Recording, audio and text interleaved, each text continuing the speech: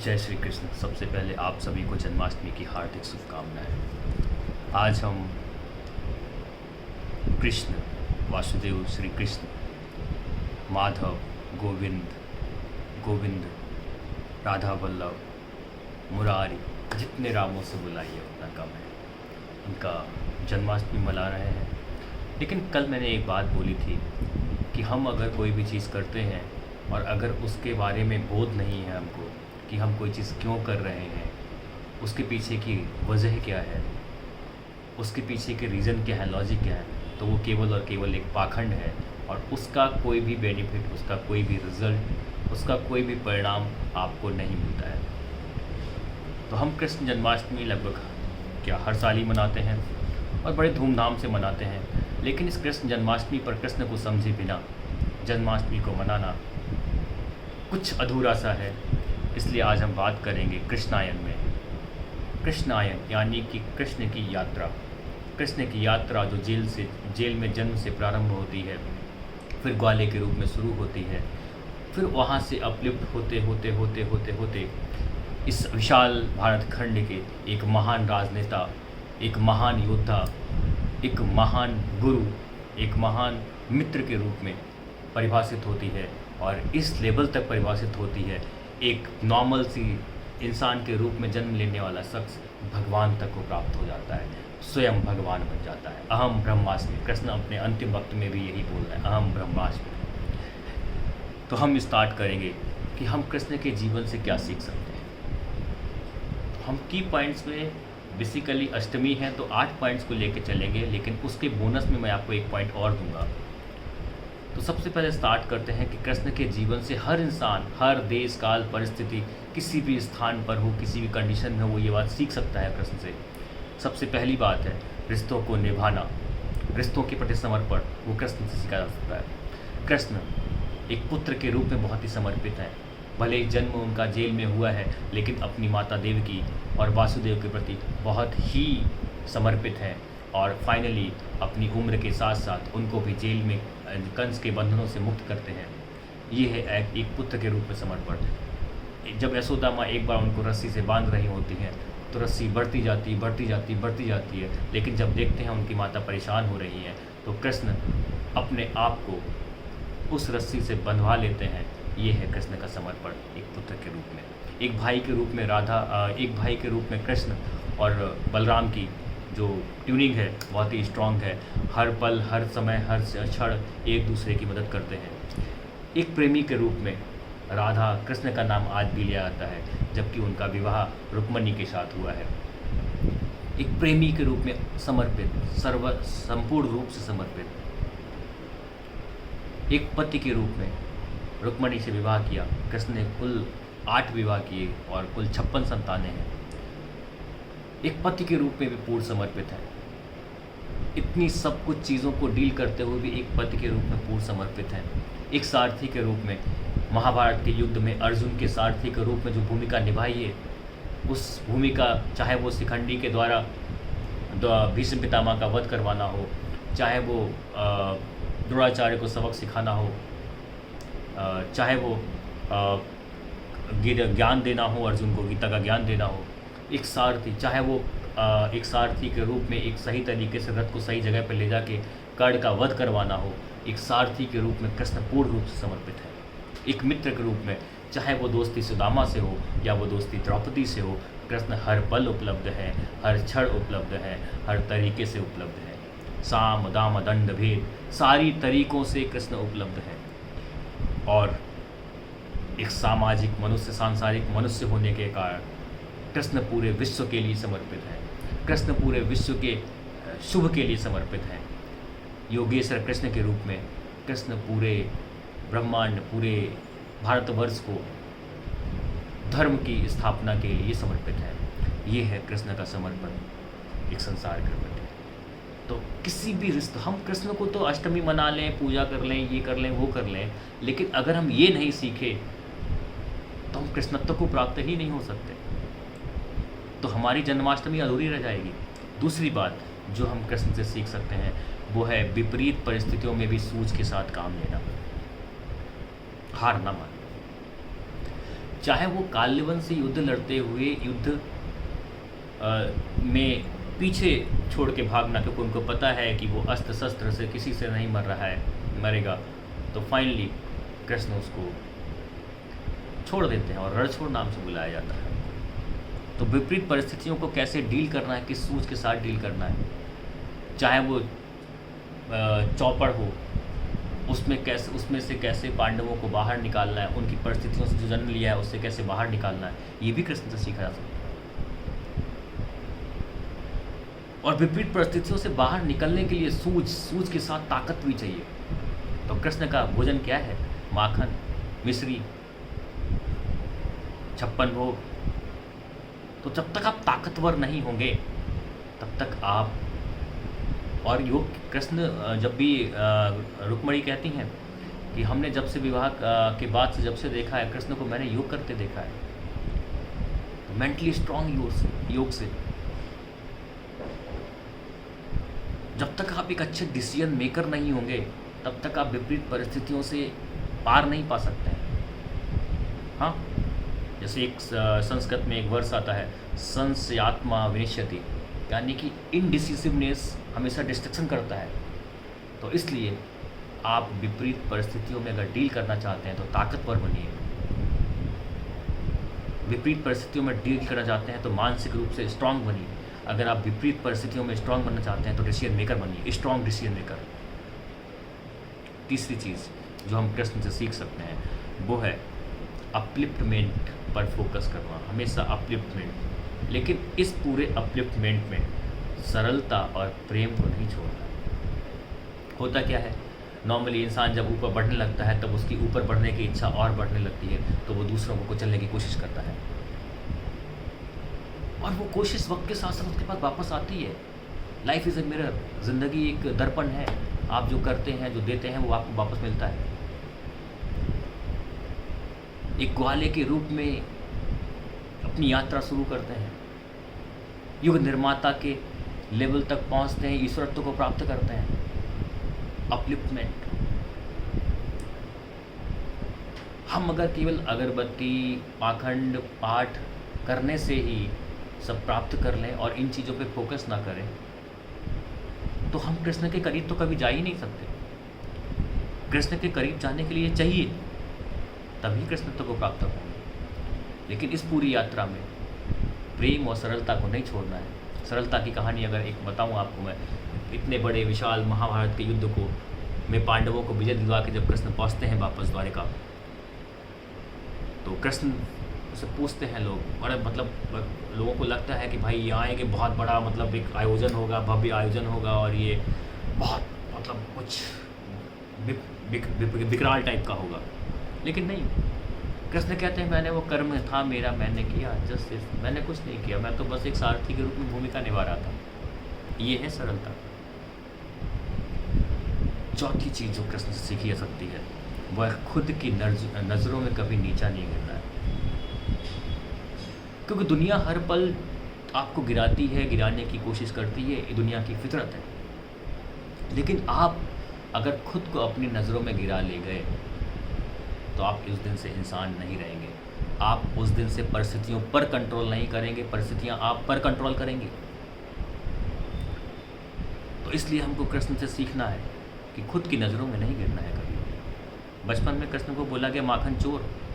हाँ, आज की सोसाइटी में भी देख लीजिए, चोर शब्द एक गाली है, या चोर शब्द लोगों के लिए अपशब्द है। स्टोइक कंडीशन, स्थित प्रज्ञ है, nothing matters, I know what I am doing, मुझे पता है मैं क्या कर रहा हूँ, क्यों कर रहा हूँ, कैसे कर रहा हूँ। हाँ, राधा कृष्ण के रिश्ते को लेके क्या क्या नहीं कहा गया। हाँ, द्रौपदी और कृष्ण के रिश्ते को लेकर शिशुपाल ने युधिष्ठिर की सभा में कृष्ण से क्या क्या नहीं बोला। महाभारत का युद्ध करने के बाद, पांडवों को विजय दिलवाने के बाद, पांडवों की माता कुंती ने भी उनको दोष दिया कि भैया इतनी विधवाओं के लिए आप ही जिम्मेदार हैं। हाँ, महाभारत के युद्ध के बाद गांधारी ने भी कृष्ण को साथ दिया। तो दुनिया की नज़रों में आप कुछ भी हों, लेकिन आप अपनी नज़रों में अपने आप को कभी मत झुकने दीजिए। और यही वो कंडीशन होती है जब आदमी आत्महत्या की तरफ जाता है। आज तक किसी जानवर ने आत्महत्या नहीं की है। क्यों नहीं की है? क्योंकि जानवर केवल शारीरिक रूप से जीता है, लेकिन मनुष्य शब्द की उत्पत्ति ही कहाँ से हुई है? मानस से हुई है। मानस का मतलब चित्त है। तो मनुष्य फिजिकल से ज़्यादा मेंटल है। तो वो मेंटली जब बहुत ज़्यादा पजल्ड हो जाता है तब अपनी शारीरिक चीज़ों को मतलब समाप्त करने की तरफ जाता है, या अपलिफ्टमेंट में उसको बोलते हैं कि वो संन्यास की तरफ जाता है। तो कृष्ण से ये सीखा जाता है। पांचवी बात जो कृष्ण से सीखी जा सकती है वो है महिलाओं का सम्मान। कृष्ण ने एक पुत्र के रूप में अपनी माता का सम्मान जिंदा किया। कृष्ण ने एक प्रेमी के रूप में रुक्मिणी का पत्र जब प्राप्त होता है कि उसका विवाह रुक्मी उसका भाई जो है ज़बरदस्ती करवा रहा है, उस समय रुक्मिणी की उम्र केवल 16 वर्ष है। और कुंडनीपुर से जब रुक्मिणी का पत्र प्राप्त होता है कृष्ण को, तो कृष्ण कहते हैं नहीं जी, मुझे उस रुक्मिणी के उसकी इच्छा के विरुद्ध होने वाले विवाह से बचाना है। कृष्ण की खुद की बहन सुभद्रा अर्जुन के साथ विवाह करती है और प्रेम विवाह करती है, भाग करके करती है। कृष्ण एक्सेप्ट करते हैं उसको। बलराम गुस्सा होते हैं, कृष्ण समझाते हैं उनको, क्योंकि उनकी अपनी इच्छा, हर व्यक्ति की अपनी एक इच्छा है, एक अभिलाषा है। हर व्यक्ति का अपना एक व्यक्तित्व है, उसको उसके प्रति जीने का अधिकार है।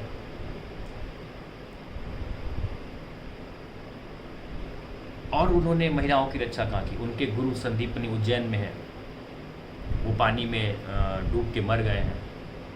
तो गुरु दक्षिणा के रूप में संदीपनी की पत्नी के थ्रू संदीपनी मांगते हैं कि उनके पुत्र को जीवित कर दिया जाए, दर्शन दिया जाए, तो यमराज से भी बढ़ जाते हैं। तो यहाँ है महिलाओं की इच्छा का सम्मान, महिलाओं का सम्मान। द्रौपदी, जब कौरवों की सभा में द्रौपदी का चीरहरण हो रहा होता है तो वो कृष्ण को याद करते हैं, कृष्ण उनकी रक्षा करते हैं। एक गृहिणी के रूप में द्रौपदी के ऊपर वन में जब दुर्वासा ऋषि पहुंचते हैं, खाने के लिए कुछ होता नहीं है, तो अक्षय पात्र रूपी गिफ्ट, अक्षय पात्र से चावल, एक चावल को पेट भर देते हैं सबका। ये है महिलाओं का सम्मान। कृष्ण ने प्रेमी के रूप में, पुत्र के रूप में, पति के रूप में, हर रूप में, एक सांसारिक पुरुष के रूप में महिलाओं का सम्मान किया है। हम कृष्ण की अगरबत्ती आरती घुमा दें, लेकिन हम महिलाओं का सम्मान करना ना याद रखें, तो किस बात की पूजा, किस बात की अष्टमी? सिर्फ पाखंड बचता है।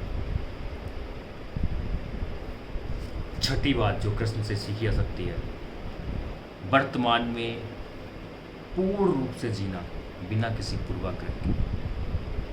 नो प्रेजुडिस, कोई पूर्वाग्रह नहीं है।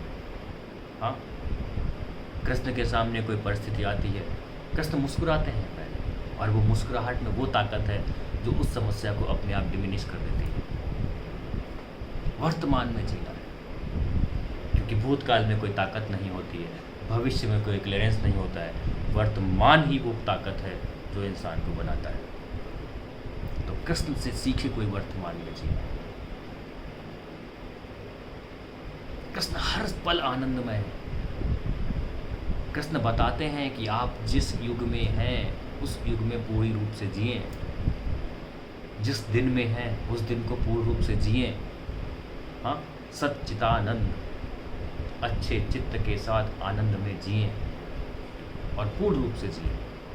और एक इंसान के रूप में ये आपका अधिकार है। सातवीं बात जो कृष्ण से सीखी जा सकती है,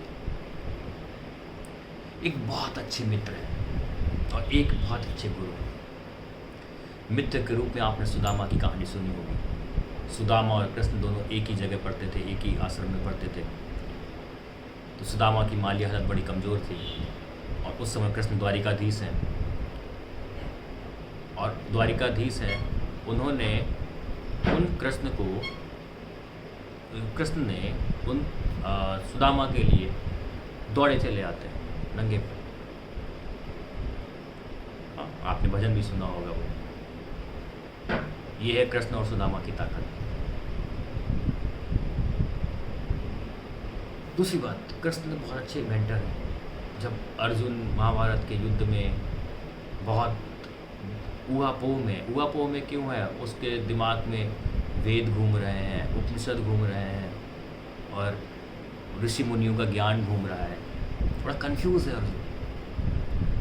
तो कृष्ण उसको ज्ञान देते हैं, गीता का ज्ञान, उसको उस इल्यूजन से, उस कंफ्यूजन से बाहर निकाल के लाते हैं।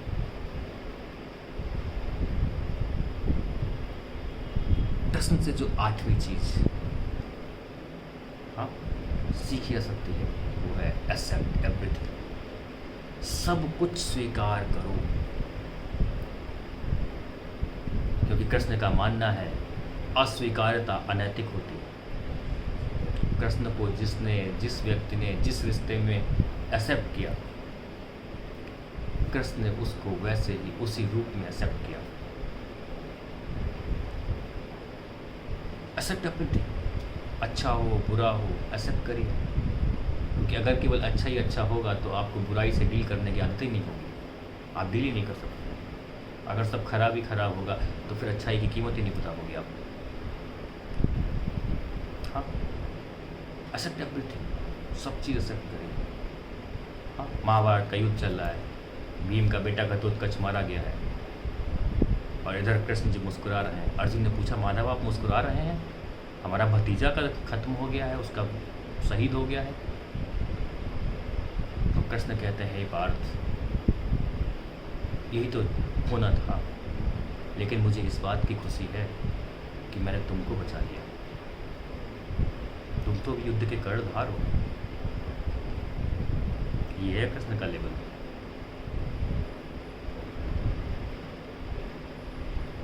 कृष्ण ने एक्सेप्ट किया है राधा से विरह, राधा से अलग होना, लेकिन तब भी पूर्ण है। कृष्ण ने एक्सेप्ट किया है गोकुल को छोड़ना, मथुरा में जाना, कंस का वध करना, वहाँ से द्वारका जाना, एक्सेप्ट किया है कृष्ण। कई विरह झेले हैं, कई सेक्रीफाइस किए हैं, एक्सेप्ट किया। कृष्ण ने शांति का संदेश भी दिया है महाभारत के युद्ध से पहले, एक्सेप्ट किया है। लेकिन लोगों ने एक्सेप्ट नहीं किया तो युद्ध हुआ। तो एक्सेप्ट एवरीथिंग, क्योंकि अगर आप एक्सेप्ट नहीं करेंगे तो वो अनैतिक है। वो कहीं ना कहीं आपके लिए टीस बनकर आएगा, कहीं ना कहीं आपको पीड़ा देगा, कहीं ना कहीं आपके लिए वेदना बनेगा, आपको शारीरिक और मानसिक कष्ट देगा। ये है 8 बातें जो कृष्ण से सीखी जा सकती है। मैंने कहा था आपको एक बोनस भी दूंगा। 9वीं बात कृष्ण से सीखी जा सकती है, कर्मण्डे वाधिकारस्ते मां फलेषु कदाचन। आप जहाँ जैसे जिस परिस्थिति में, जिस विवेक में, जिस बुद्धि में, जिस स्थान पर हैं, अपना कर्म करिए, फल आपको मिलेगा, क्योंकि कर्म में ही फल निहित है। हाँ?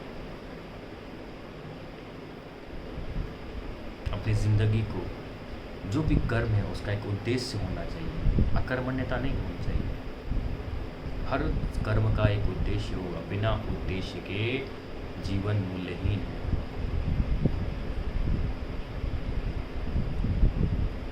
कृष्ण कहते हैं वो सारे कर्म करो जो आपके समकालीन, आपके समकक्ष युग के लोग कर रहे हैं। जैसे मैं कहूँ कृष्ण आज की डेट में होते तो मोबाइल चला रहे होते, कृष्ण आज की डेट में होते तो बढ़िया गाड़ी से घूम रहे होते।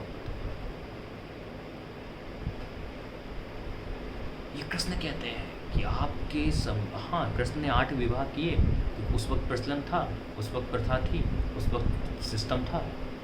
56 संतानें हैं कृष्ण की, उस वक्त वो सिस्टम है, रूल है, जो उस समकालीन चीज़ें हैं वो की हैं कृष्ण ने, रास रचाया है कृष्ण ने। लेकिन फ़र्क सिर्फ इतना है कि हम कर्म पे फोकस करते हैं। कृष्ण ने वो किया इसलिए हम भी करेंगे। तो भाई मीरा नाची तो आप भी नाचिए, नाचना आता नहीं, मीरा ने जहर पिया था, पी के देख लो। तो हम फोकस करते हैं कर्म पे।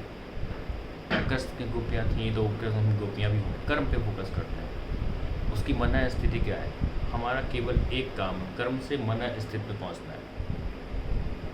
हमको वो सारे कर्म तो करने हैं, लेकिन हमको इनवर्ड उसका डायरेक्शन चेंज करना है, यानी कि उसकी मन स्थिति क्या है, उसके पीछे इंटेंशन क्या है, वो चेंज करना है। कर्म वो नहीं करना है, कर्म चलेगा, वही होगा जो सब लोग कर रहे हैं, आपके युग के सारे लोग कर रहे हैं कर्म, वो सारे कर्म कर रहे हैं आप, लेकिन उन कर्मों के पीछे मानसिक स्तर क्या है, वो हर मनुष्य का अपना अपना अलग अलग होता है। तो जो लोगों ने बोला है कि ऐसा नहीं, ऐसा करो, ये व्रत करो, ये करो, ऐसा करो, ये सब उन लोगों ने किया है जिन्होंने इन्होंने भ्रम पैदा किया। जैसे इसीलिए कृष्ण गीता में जब उपदेश देते हैं, केवल एक व्यक्ति को ज्ञानी मानते हैं, और वो है जनक। जनक कौन है? सीता जी के पिताजी। और जनक के गुरु कौन है? अस्तावक्र। तो कृष्ण केवल पूरी गीता में एक ही व्यक्ति को ज्ञानी मानते हैं। क्यों? क्योंकि वही पूर्ण है, और उनके जो गुरु हैं वही पूर्ण है। इसलिए आप देखते होंगे पूरी रामायण हो चाहे रामचरितमानस हो, जनक जी कहीं नहीं मिलते। हाँ, बेटी का अपहरण हो गया, ठीक है, वो वक्त के साथ साथ चीज़ें चेंज हो जाएंगी, सही हो जाएगा। जनक जी कहीं नहीं दिखाई पड़ते हैं। हाँ जी, रो रहे हैं, हाँ मेरी बेटी का अपहरण हो गया है, मैं जा रहा हूँ, उससे मिलने जा रहा हूँ, उसकी हाल खबर चाहिए, नहीं चाहिए। हाँ, वो पूर्ण है, अपने आप में कंप्लीट है। तो माय डियर फ्रेंड्स, ये 9 सीक्रेट्स कृष्ण की लाइफ से, 9 सक्सेस सूत्र कृष्ण की यात्रा से, और ये कृष्णायन, ये कृष्ण की यात्रा केवल और केवल स्व से सर्व तक की यात्रा है, यानी कि अपने से सभी तक की यात्रा है। हम स्व पर तो फोकस करते हैं, सर्व पर फोकस नहीं करते हैं।